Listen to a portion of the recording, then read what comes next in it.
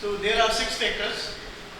Number 1 of them is concentration, nature of reactant, temperature, presence of catalyst, surface area and radiation. So concentration को हम and में देखते हैं अगर time मिला तो, बाकी दूसरे फैक्टर करते हैं. नंबर 1 से स्टार्ट करते हैं. Nature of reactants. Nature of reactants कि रिएक्टेंट्स किस टाइप के होने चाहिए. अब बुक में सिंपल सी बात लिखी हुई है कि NO और रिएक्ट करके, ठीक है, क्या बना रहा है, 2NO बना रहा है, NO2 बना रहा है. CO2 रिएक्ट करके 2CO2 बना रहा है, ठीक है. अब कह रहा है कि ये जो है फास्ट है and this one is slow. ऊपर वाला रिएक्शन फास्ट है और नीचे वाला स्लो है. सिंपल रीजन दिया हुआ है, ठीक है. क्या रीजन दिया है, कल हमने पढ़ा था activation energy. We know that if lower the activation energy, जितना थ्रेशोल्ड एनर्जी और एवरेज एनर्जी का डिफरेंस कम होगा तो रिएक्शन की स्पीड क्या होगी, ज़्यादा होगी, क्योंकि उसे उसके मॉलिक्यूल्स को एक्टिवेट होने के लिए, कुलियंस को इफेक्टिव होने के लिए बिल्कुल थोड़ी एनर्जी चाहिए. अगर डिफरेंस ज़्यादा है तो एनर्जी भी ज़्यादा चाहिए. अब एनर्जी ज़्यादा चाहिए तो जाहिर है उतना टाइम क्या लगेगा, एक्स्ट्रा लगेगा वो ज़्यादा डिफरेंस में एनर्जी गेन करने के लिए. तो बुक में सिंपल यही लिखा है कि NO reacts faster than CO due to its lower activation energy than that of CO. कि ये जो NO है इसलिए फास्टली रिएक्ट कर रहा है क्योंकि इसकी जो एक्टिवेशन एनर्जी है it is much more lower than what CO. इस वजह से जो है इसकी जो रिएक्टिविटी होगी वो क्या होगी, ज्यादा होगी, ठीक है. अब दूसरे फैक्टर भी बहुत से हैं. For example nature of reactant में एक तो एक्टिवेशन एनर्जी का, यानी हमने फर्स्ट जो डिसाइडिंग फैक्टर देखा वो था एक्टिवेशन एनर्जी, कि जिसकी एक्टिवेशन एनर्जी कम होगी, lower the activation energy the fast will be rate of reaction. Second comparison है कि रिएक्शन होमोजीनियस है या हेटेरोजीनियस है. होमोजीनियस रिएक्शन की जो रेट ऑफ रिएक्शन होगा वो फास्टर देन होगा, फास्टर देन किससे, हेटेरोजीनियस. होमोजीनियस की बात करें तो हम दो कैटेगरीज आती है, एक gaseous reactions, gases always form homogeneous structure, and other reactions occurring in solution, reactions occurring in solutions. तो वो रिएक्शन जो सॉल्यूशन में होते हैं ये इनके रिएक्शन फास्टर देन होंगे हेटेरोजीनियस रिएक्शन. हेटेरोजीनियस रिएक्शन मतलब अगर दो डिफरेंट फेसेस हैं, से कैल्शियम आपका कार्बोनेट है जिसको HCl से रिएक्ट करा रहे हैं, तो ये रिएक्शन क्या होगा, कह रहा है स्लो होगा एज कंपेयर टू अगर दो गैसेस रिएक्ट कर रही हैं, एज कंपेयर टू अगर रिएक्शन सॉल्यूशन में हो रहा है. Reason behind is that the collision molecular change. The rate of reaction depends upon what the collision of molecules. अब कोलियंस कहां ज्यादा होंगे, जब गैस स्टेट होगी. कोलियन कहां ज्यादा होंगे, जब आपके रिएक्टेंट्स लिक्विड स्टेट में अवेलेबल होंगे. किस में अवेलेबल होंगे, लिक्विड स्टेट में. तो सॉलिड स्टेट में जो रिएक्टेंट होंगे उनमें कोलियन के चांसेस क्या होते हैं, कम होते हैं, तो रेट भी क्या होगा, स्लो. ठीक है, तो this is the difference. Number C, state of matter. ये सारी चीजें नेचर ऑफ रिएक्टेंट में आती है. State of matter. अब गैसेस हैं, लिक्विड्स हैं एंड सॉलिड्स हैं. आप मुझे सोच के बताएं with reference to collision molecular theory. आप कोलियन मॉलिक्यूलर थ्योरी को ज़हन में रख के मुझे बताएं साइन क्या यूज किया जाए, ग्रेटर देन और लेस देन, यानी गैसेस की रिएक्टिविटी सबसे कम होगी या सबसे ज्यादा होगी.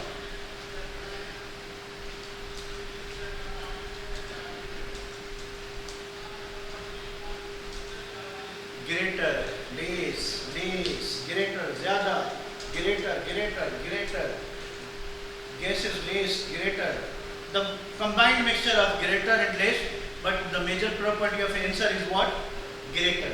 So we know that according to Kollian molecular theory, the rate of reaction is directly proportional to the number of Kollians. अब कोलियन किस में ज्यादा होगी? ऑफ कोर्स गैसेस में ज्यादा होगी, ठीक है। तो गैसेस में जब ज्यादा होगी तो लिक्विड का रेट इनसे कम होगा, सॉलिड का रेट इनसे कम होगा, ठीक है। इस तरह से गैसेस की सॉल्युबिलिटी रेट ऑफ रिएक्शन ज्यादा, इसका कम, इसका ज्यादा। डी आयोनिक रिएक्शंस जो हैं आर फास्टर देन मॉलिक्यूलर और कोवेलेंट रिएक्शंस। कि आयनिक रिएक्शंस जो आयनिक कंपाउंड रिएक्ट करते हैं in the form of solutions, solid state में नहीं, अगर वो सॉलिड स्टेट में करेंगे तो उनकी रिएक्टिविटी कम होगी अकॉर्डिंग टू अबव ट्रेंड, ठीक है। सो जब वो सॉल्यूशन में रिएक्ट करेंगे तो उनकी रिएक्टिविटी क्या होगी? ज्यादा होगी, ठीक है, एज कंपेयर टू व्हाट आपके मॉलिक्यूलर रिएक्शंस, ठीक है। देखें, कंपैरिजन करें। कंपैरिजन ये है कि आपने सिल्वर नाइट्रेट को सोडियम क्लोराइड से या पोटेशियम क्लोराइड से रिएक्ट करवाया, फटाफट आपकी प्रोडक्ट बनेगी सोडियम क्लोराइड सॉलिड स्टेट में और सोडियम नाइट्रेट सॉल्यूशन में एक्वस, ठीक है। आपने रिएक्शन कराया हाइड्रोजन का किसके साथ? भैया आपने ऑक्सीजन के साथ करवाया, ठीक है। अब पहले ये सिंगल बॉन्ड टूटे और दो हाइड्रोजन मॉलिक्यूल यूज होंगे, यानी ये दो सिंगल बॉन्ड टूटे, फिर उसके बाद ये डबल बॉन्ड टूटे, उसके बाद क्या हमें मिलेगा? We will have to water molecules, हमें दो वाटर मॉलिक्यूल्स सेपरेटली मिलेंगे, ठीक है। तो देखिए यहाँ पे कोई बॉन्ड तोड़ना नहीं है। जैसे ही इन कंपाउंड्स को हम पानी में डिसॉल्व करेंगे ये कंपाउंड ऑलरेडी सेपरेट हो जाएंगे, आयनाइज होते हैं। जस्ट क्या होगा कि आयंस ने एक दूसरे तक एक्सेस चाहिए, and we know that solutions में आयंस मूव करते हैं, तो मूव करके जैसे ही एक दूसरे के नजदीक आएंगे तो रिएक्शन की प्रोडक्ट बन जाएगी विद इन माइक्रोसेकंड। यहाँ पे क्या करना है कि फर्स्ट ऑफ ऑल हमें ये बॉन्ड ब्रेक करने, हाइड्रोजन के बॉन्ड को ब्रेक करने के लिए वी नीड 435 किलोजूल पर मोल एनर्जी। इसके बॉन्ड को ब्रेक करने के लिए वी नीड 498 किलोजूल पर मोल एनर्जी। इतनी एनर्जी चाहिए तब जाके क्या बनेंगे? वाटर मॉलिक्यूल बनेंगे। तो ये बॉन्ड तोड़ने के लिए पहले हमें एनर्जी चाहिए, तो we need some time to make it more reactive, to make it unstable, क्योंकि ये स्टेबल मॉलिक्यूल्स हैं।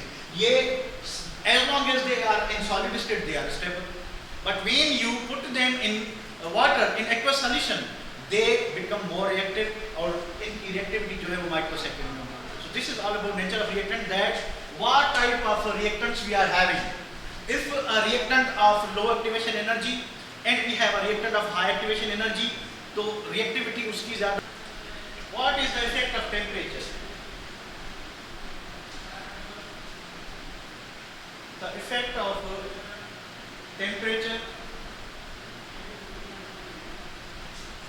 on rate of reaction. Okay, what is the effect of temperature on rate of reaction?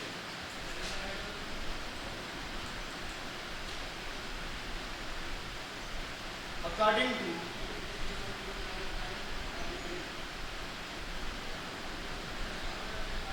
thumb rule,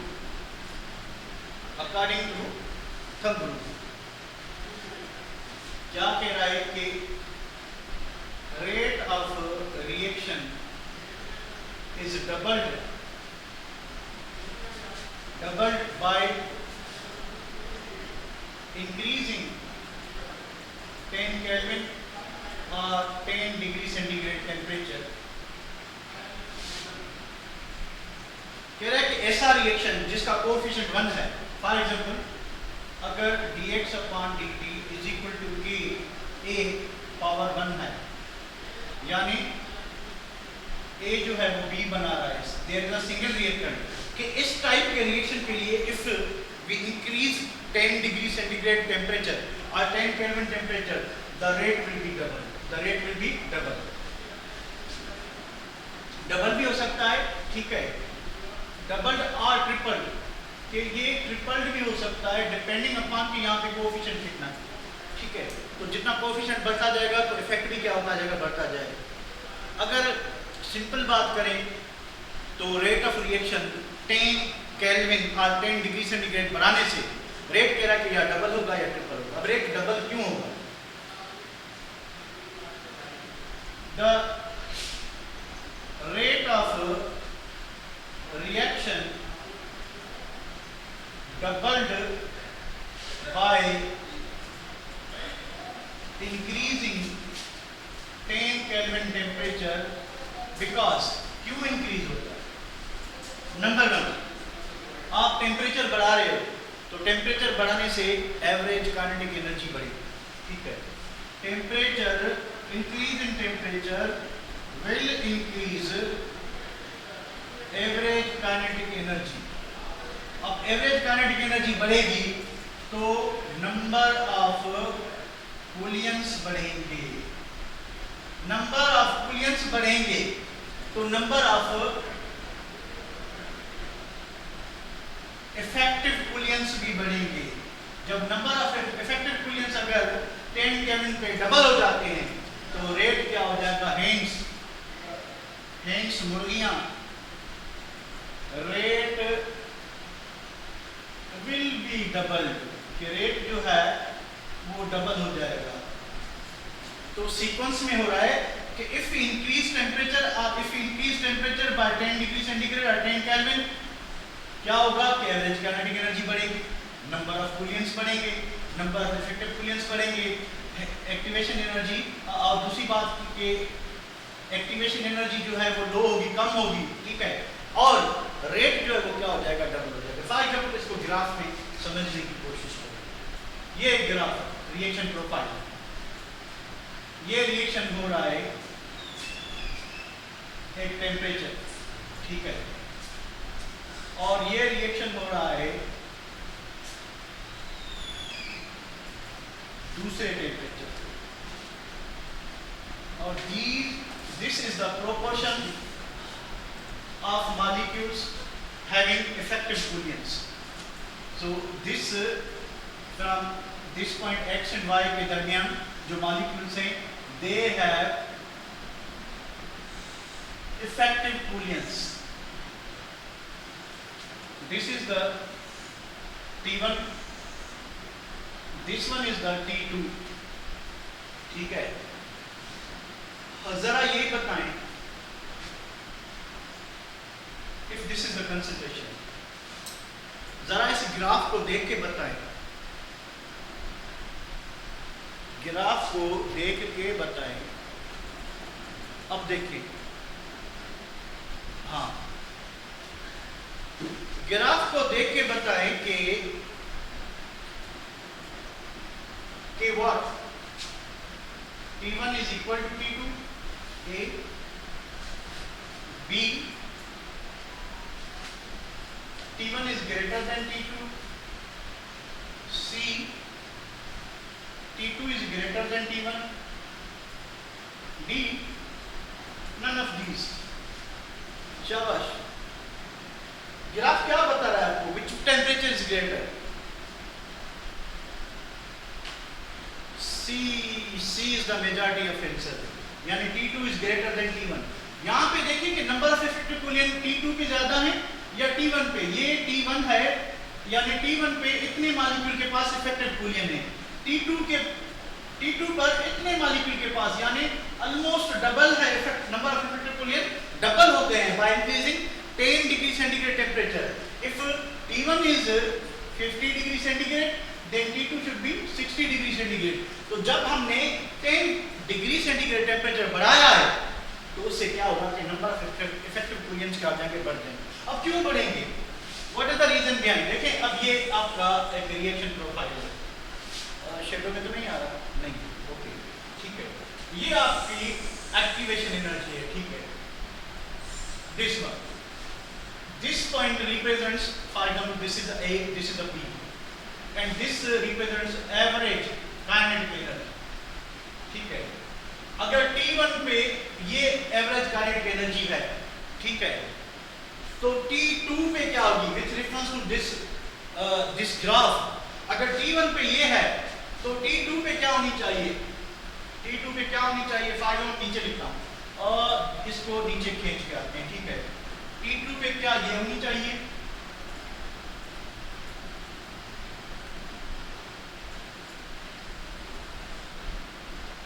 या ये होनी चाहिए, यानी B, C, होना चाहिए, T2 पे B ग्राफ सही है या C ग्राफ सही है? शाबाश। T2 पे C इज द बेटा आंसर, C। देखें, क्योंकि ये जो एवरेज, ये T1 जो है ये था 50 डिग्री सेंटीग्रेड, अब टेम्परेचर 60 हुआ है, तो 10 डिग्री सेंटीग्रेड बढ़ाने से एवरेज काइनेटिक एनर्जी क्या हो जाएगी? बढ़ जाएगी। एवरेज काइनेटिक एनर्जी बढ़ जाएगी, ठीक है। जब एवरेज बढ़ जाएगी, ठीक है, फॉर एग्जांपल अगर 60 पे ये एवरेज है तो ये क्या होगा? T2 होगा, यानी ये क्या होगा? आपका T2 होगा। अब देखिए एक्टिवेशन एनर्जी, ये एक्टिवेशन एनर्जी है ऑन व्हाट? T2, और ये एक्टिवेशन एनर्जी है ऑन T1। तो एक्टिवेशन एनर्जी कम कहां है? T1 पे या T2 पे? T1 पे या T2 पे? एक्टिवेशन एनर्जी कम कहां है? T2 पे है, T2 पे है, ठीक है। तो एक्टिवेशन एनर्जी कम होने से क्या होता है? रेट ऑफ रिएक्शन बढ़ेगा या कम होगा? Of course rate of reaction क्या होगा? बढ़ेगा, ठीक है। So this is what the effect of temperature. इसका जो एग्जैक्ट इफेक्ट है कि कितना होगा, हम डबल और ट्रिपल हाइपोथेटिकल बात कर रहे हैं, ठीक है। एग्जैक्ट इफेक्ट हम आरईएनएस इक्वेशन से करते हैं, but that equation is not in our syllabus, so leave that equation. एक लंबी चौड़ी इक्वेशन, उसकी लंबी चौड़ी कैलकुलेशन होती है, उसके बाद हमें जो इफेक्ट का पता चलता है कि what is the exact effect of temperature, कि इतने डिग्री सेंटीग्रेड टेम्परेचर बढ़ाने पे इफेक्ट क्या हुआ, ठीक है। हम सिंपली बात करें कि जब टेम्परेचर बढ़ेगा, तो एवरेज काइनेटिक एनर्जी ऊपर जाएगी, थ्रेशोल्ड वही रहेगी, थ्रेशोल्ड यही है, एवरेज इधर आ गई। तो अब देखिए कि शुरू से जो डिफरेंस था वो क्या हो गया? कम हो गया। डिफरेंस कम होने से एक्टिवेशन एनर्जी कम होगी। जब एक्टिवेशन एनर्जी कम हो गई, तो रिएक्शन की रफ्तार क्या होगी? बढ़ जाएगी, ठीक है। अब बुक में एक्सप्लेनेशन दी हुई है किसकी? फूड, कि अगर हम फूड को, जो कुक्ड फूड है, ठीक है, जो खाते हैं हम घर में, अगर हम फूड को रेफ्रिजरेटर के नीचे वाले खाने में रख देते हैं, जो दरवाजा बड़ा वाला खाना होता है, नीचे खोलते हैं, ठीक है, उसमें रख देते हैं, कह रहा है कि उधर जो नॉर्मली टेम्परेचर होता है 5 डिग्री सेंटीग्रेड, कितना होता है? 5 डिग्री। कह रहा है कि खाना जो है आपका, क्योंकि रूम टेम्परेचर 25 है, उससे 20 डिग्री टेम्परेचर जब कम करेंगे तो according to this rule 20 degree centigrade temperature कम करने से रेट कितना कम हो जाएगा? ठीक है, रेट पहले हाफ होगा पहले टाइम पे, दूसरे टाइम पे और हाफ होगा, यानी रेट 4 टाइम्स कम हो जाएगा। तो जो खाना एक दिन में खराब होना था वो 4 दिनों में खराब होगा, क्योंकि rate of decomposition, the rate of DK of food, rate of spoilage of food क्या हो जाएगा? कम हो जाएगा, 4 टाइम्स कम हो जाएगा as compare to room temperature. Normally हमारे पास जो टेम्परेचर होता है, गर्मियों की बात करें तो अराउंड 40 डिग्री सेंटीग्रेड होता है, ठीक है। रूम टेम्परेचर की बात करें तो अराउंड 35 होता है।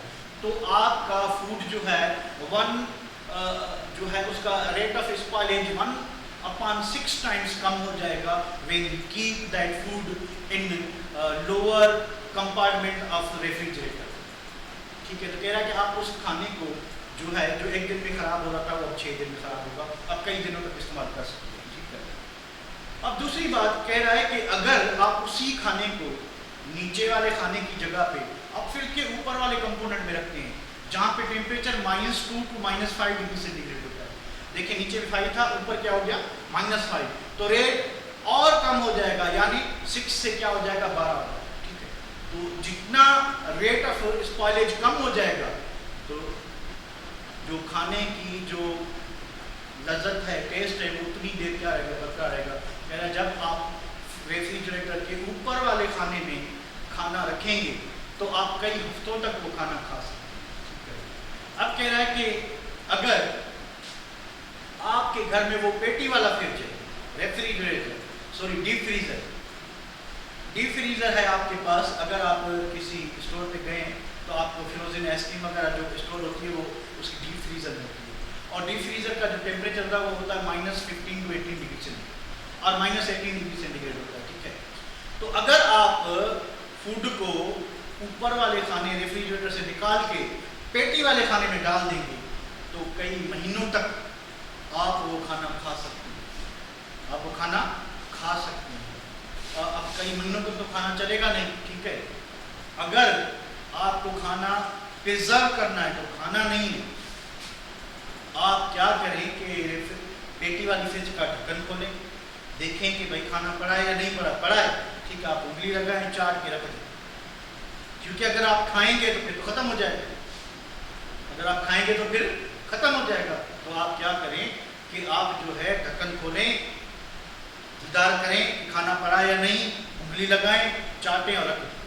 इस तरह से कई महीने तक आपका खाना जो है वो बिल्कुल उसी तरह से पड़ा रहे। एक कंडीशन, शर्त है, शर्त ये है कि बिजली ना जाए, लोड शेडिंग ना हो, अगर लोड शेडिंग होगी तो आपका खाना जल्दी खराब हो जाएगा, ठीक है। तो आप उंगली की जगह जो है वो कुछ खा लेंगे, ठीक है। इस तरह से बढ़ते हैं आगे। ये इफेक्ट ऑफ टेम्परेचर था कि टेम्परेचर कम करने से रेट कम होगा, बढ़ाने से क्या होगा, बढ़ जाएगा। इफेक्ट ऑफ रेडिएशंस,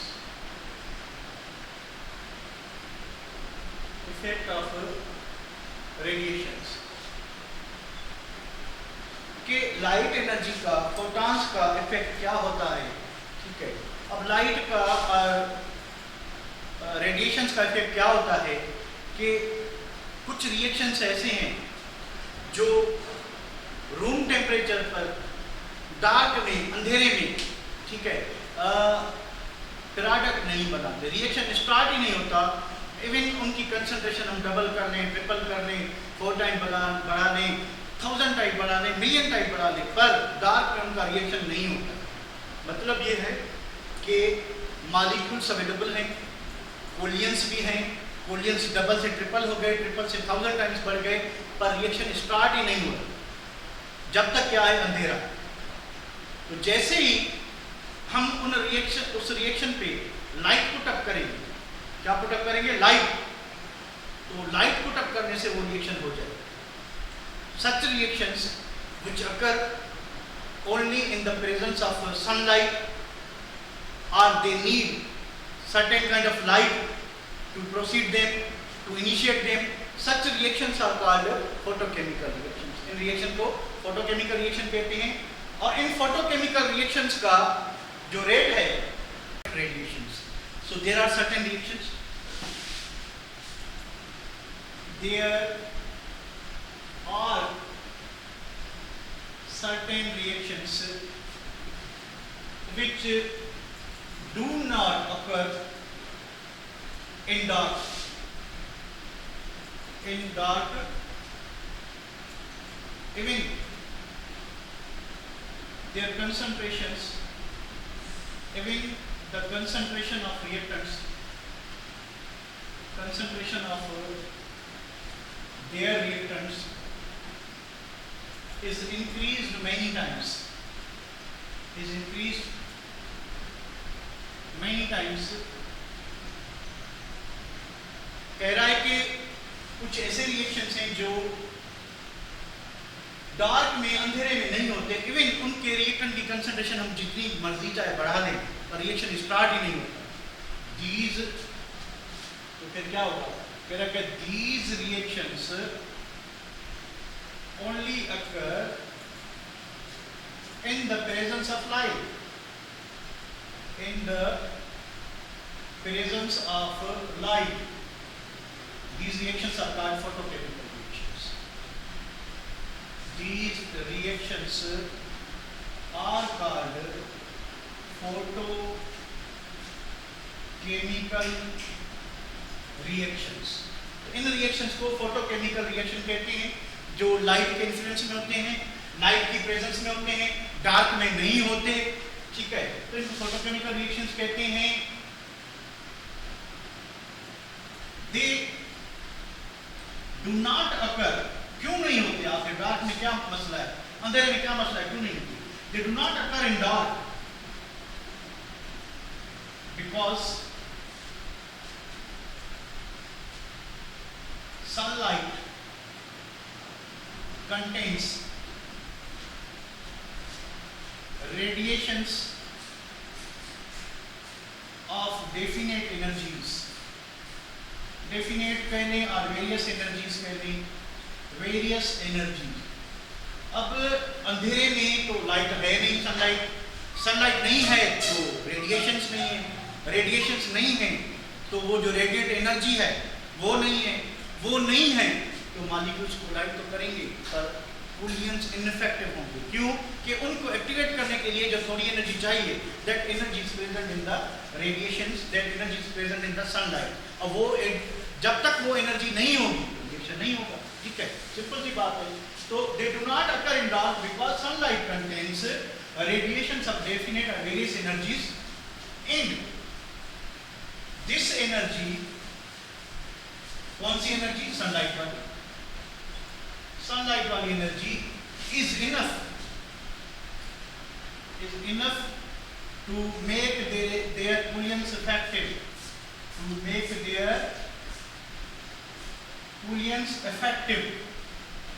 तो कह रहा है कि ये जो सन एनर्जी है, सन एनर्जी में रेडिएशंस हैं, रेडिएशंस के पास फिक्स्ड अमाउंट ऑफ एनर्जी है और वो एनर्जी इनफ है, काफी है।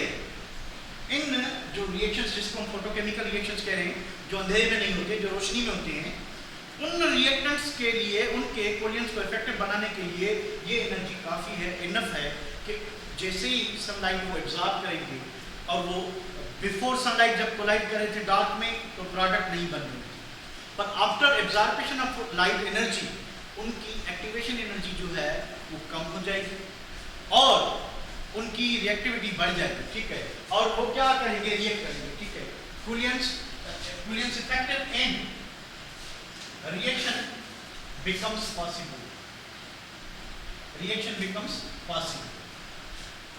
अब देखिए एग्जांपल की बात करें, एग्जांपल की बात करें तो H2 plus Cl2 H new और क्या क्या क्या क्या क्या HCl।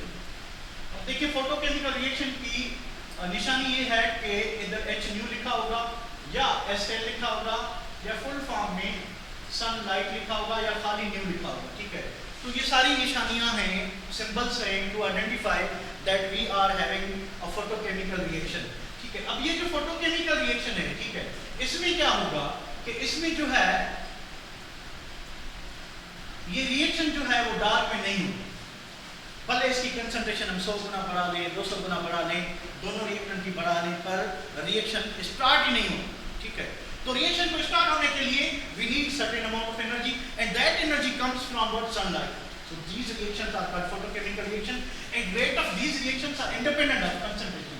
के concentration पे इन रिएक्टेंट का रेट डिपेंड नहीं करता।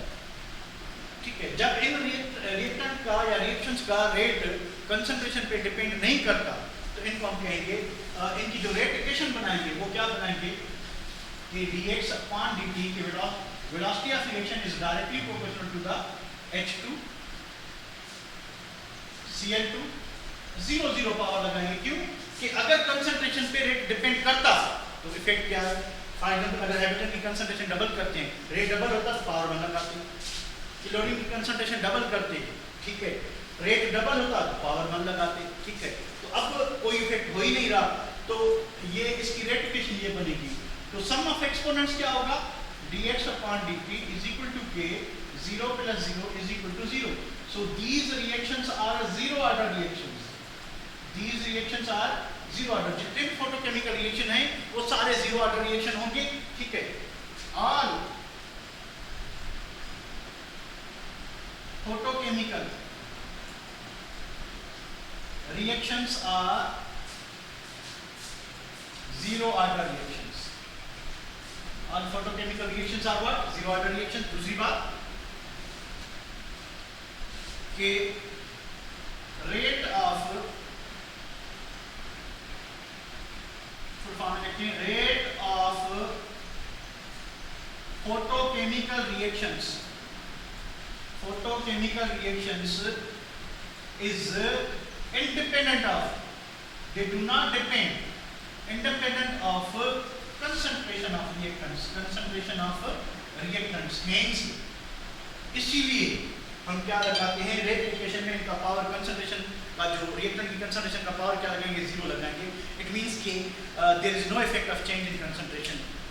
हेट्रोजीनियस रिएक्शंस कह रहा है कि अगर हमारे पास हेट्रोजीनियस रिएक्शन है, reactions if one of the reactant is a solid, if one of the reactant is a solid, अगर एक भी reactant heterogeneous reactant है, यानी reactant और product और reactant की जो state है वो सेम नहीं है, ठीक है, तो क्या होगा कि इनकी जो reactivity है, ठीक है, one of the reactant is a solid, then rate of solid reactant, only solid reactant, not other gas or liquid, reactant is directly proportional to its surface area. Now what is surface area? Other words में हम बात करें, finally divided or powdered solid or crushed solid reacts faster than its chunks. Chunks means small pieces.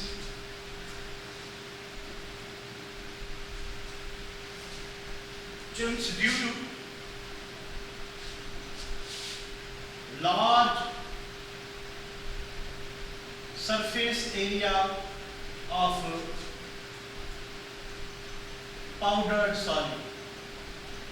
अब इसका मतलब ये है कि अगर आपके पास हेटेरोजेनियस रिएक्शन है, एक रिएक्टेंट उसमें सॉलिड है, दूसरा लिक्विड है या गैस है, तो कह रहा है जो सॉलिड रिएक्टेंट है उसकी रिएक्टिविटी किस पे डिपेंड करेगी?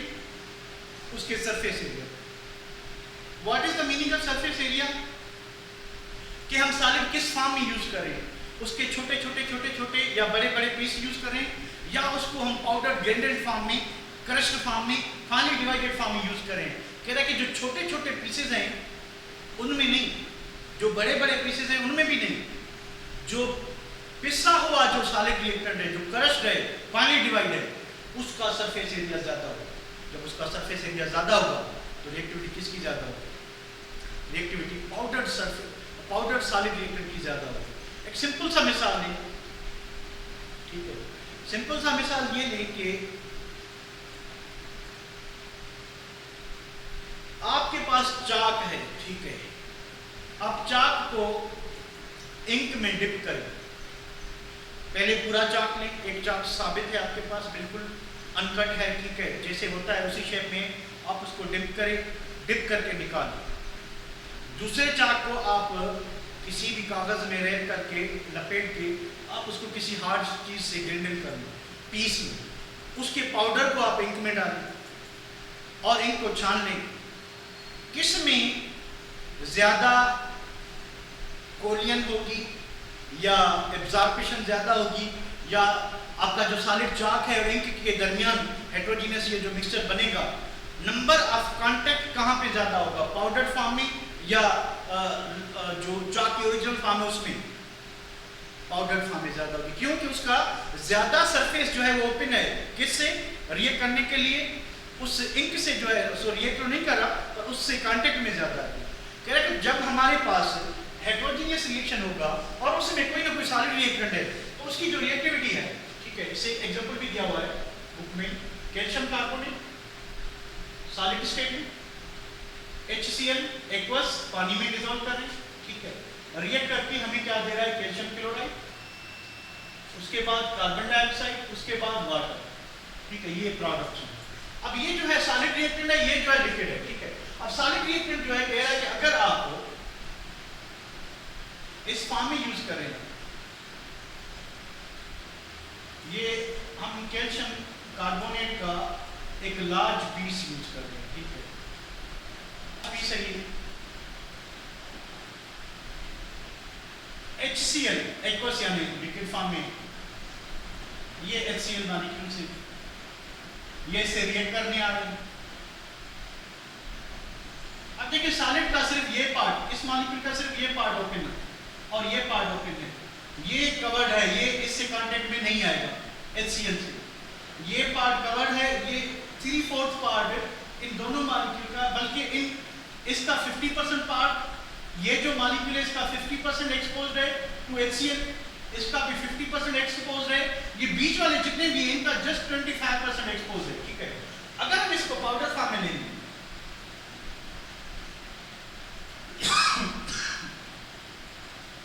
जब हम कैल्शियम कार्बोनेट को पाउडर फॉर्म में ले रहे हैं